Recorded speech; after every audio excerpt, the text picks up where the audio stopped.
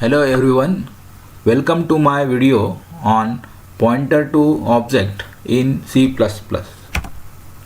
In this video, we are going to learn what is pointer to object, how to initialize pointer to object, how to access member function using pointer, one sample program and exercise for you.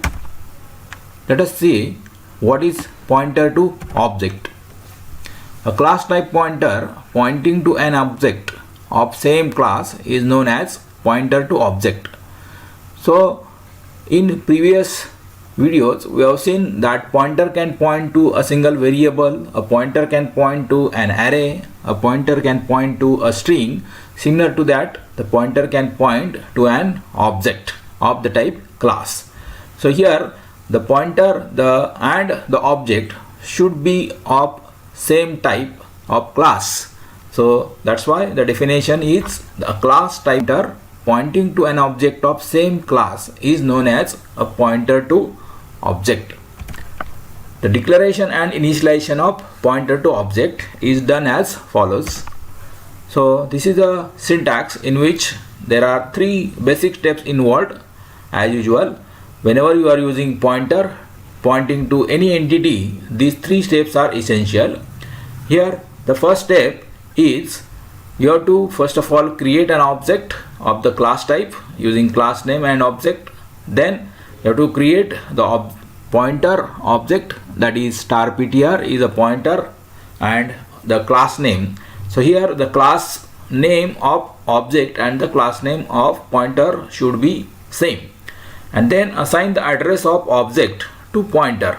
So like this pointer will become the pointer to object. It is pointing to object because the address of object is stored in a pointer. Let us see the example. So here item IT. So here IT is an object of the type item class. So we have created object in first step. Now let us create object pointer of the same class. So item star ptr. So ptr is here an object pointer or pointer object of the class item. Now initialize the pointer with the address of object as ptr is equal to ampersand it. So like this the ptr will point to an object it. The same thing can be done in two steps also. Here the first step is class name object, that is we have to create the object of the type class. Then in second step, these two steps are combined together. Here my pointer is pointing to the second step, class name star ptr, and ptr is equal to ampersand object. These two steps can be combined together. Here class name star ptr is equal to ampersand object. So here what we are doing, we are first of all declaring a pointer ptr, that is the class name star ptr, and at the same time the address of object is assigned to the ptr pointer. So like this, here the two operations are performed in a single step, that is the pointer is declared as well as it is initialized with the address of object.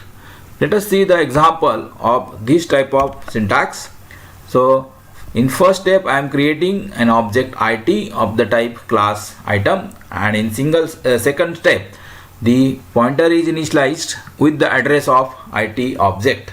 So in this second step item star ptr, here the pointer is declared as well as it is initialized with the address of IT object. Now let us see how to use pointer to access the member function of a class. Accessing member function using pointer to object. A member function of a class is accessed using pointer to object and arrow operator. So in order to access or call the member function of a class, you require a pointer to object and the new operator, that is known as arrow operator. So this arrow operator is formed using two symbols, that is dash and greater than symbols, and combinedly it looks like an arrow, and that's why it is known as arrow operator, and it is particularly used to call or access the member function using pointer. This is the way how we are calling member function using object and dot operator.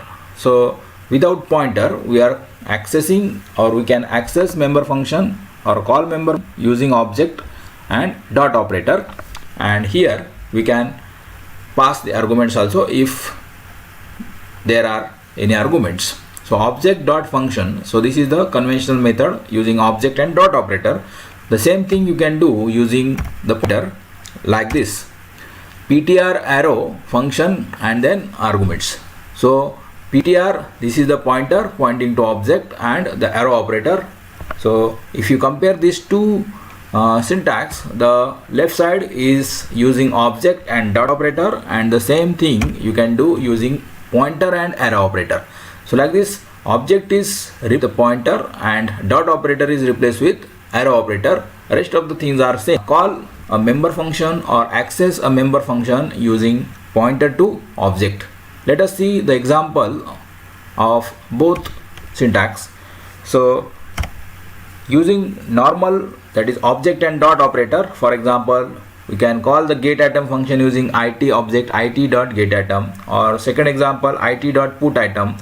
So it object is calling putItem function using dot operator. So here this is the example of object and dot operator. So here now the same thing you can do with the help of pointer and arrow operator, ptr arrow getItem or ptr arrow putItem. So here getItem and putItem, these member functions are called or accessed using pointer and arrow operator instead of object and dot operator. So like this, you can use pointer to access member function of a class. So arrow operator basically here is used to access or call member functions using pointer to object, and whereas the dot operator is used to call the member function using object. So that is the difference between that dot operator and the arrow operator. Now let us see the program, how to write a C++ program using pointer to object. So here is the problem definition. Define a class item having data members, item code, name and price. Write a C++ program to accept and display information of one item using pointer to object. So here you are requested to define a class. The name of the class is item and it has three data members. One is item code, second is the name of item and the price of item. And you have to create an object and a pointer to object, and in terms of pointer to object you have to accept and display this information of one item. So let us write a C++ program using pointer to object. So here is a C++ program using pointer to object. First of all, as usual, include header files required for your program. So I am including here iostream.h and iomenu.h.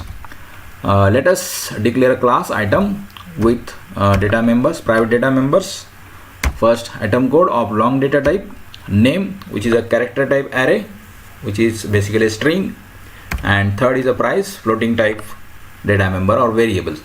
So like this class item having three data members, item code, name and price, which are declared.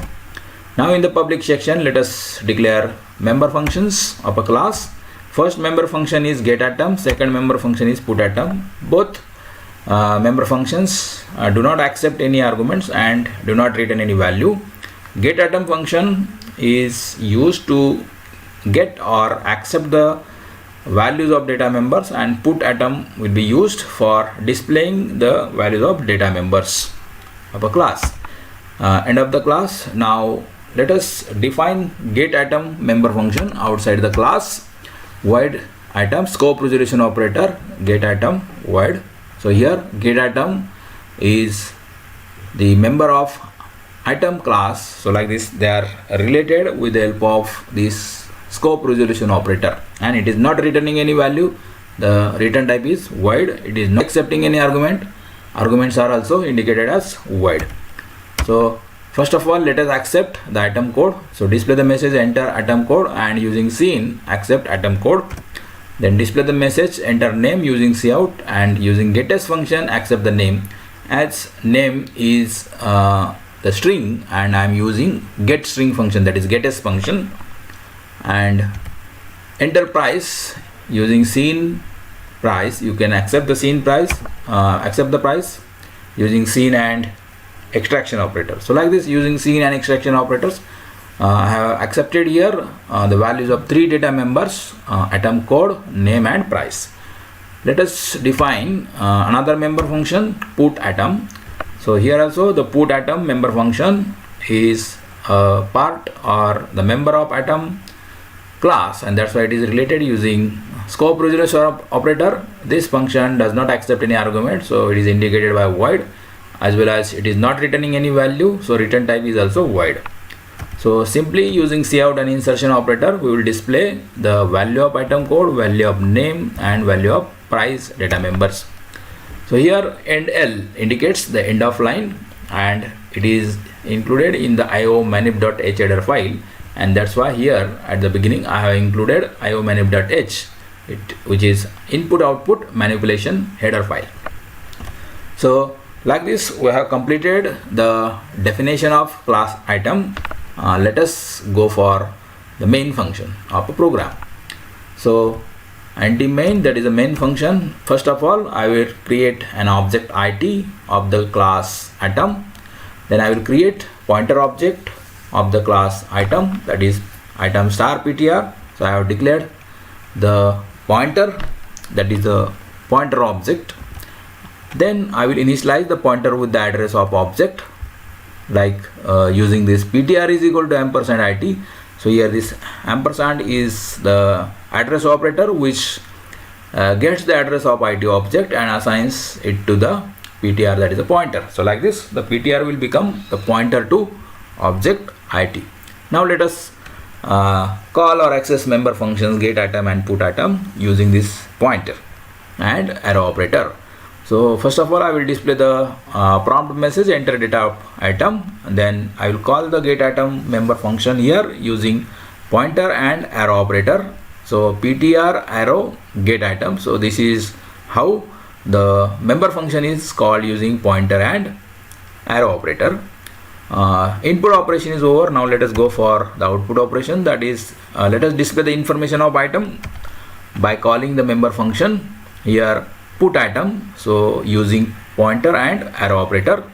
So here the pointer is calling the put item member function using arrow operator. So like this, the item will be displayed using this particular member function, end of the function main function using return 0 and closing bracket presses. Let us run this program and let us imagine what will be the output. The output will be like this. First of all, the message will be displayed enter data item. So enter data of item. So first enter item code. Suppose I entered 1 2 3 4 5 is the item code. Enter name. Suppose the name is paint drive. Now here this paint space drive, these are the two words in the string including space, and like this, for this we have used getAs function instead of scene. Enter price, let us say 450, and the same information of item is displayed, item code, name and price. So like this, here we have completed the C++ program using pointer to object. The main idea or the summary is that whenever you want to use pointer to object, first of all you have to create the object of the particular type of class, then you have to create the pointer object of the same class, then assign the address of object to the pointer, and then using pointer and arrow operator call the member functions. So in this way the pointer to object concept is implemented in a C++ program. Now if you understood this particular concept and the sample program, you can easily solve this exercise or assignment. So this is the first assignment or exercise for you. You have to declare a class book having data members book name or book author name and price. So these are the three data members you have to declare in the class book, and then two member functions, one to accept the information of book and second to display the data of book. So using pointer to object. So let us hope you will able to write this particular program using object, that is a pointer to object. So refer my sample program and on the same line try to write this particular program. Second exercise for you is you have to write a C++ program to declare a class box having data members height, width and breadth. So these are the three data members of a box. The box is a geometrical entity which is having three dimensions: height, width and breadth. You have to accept this information for one object using pointer to that object, and then calculate area and volume of box and display it. So the formulae required for this particular calculation will be like this or like this. Surface area is calculated as 2 into height into width plus 2 into height into breadth plus 2 into width into breadth, and volume is calculated as height into width into breadth. So implement these two formulae to calculate area, surface area and the volume of a box. And again you can refer my sample program to write a C++ program to solve this particular problem. Hope you understood the concept of pointer to object. Thank you for watching my video. Thank you.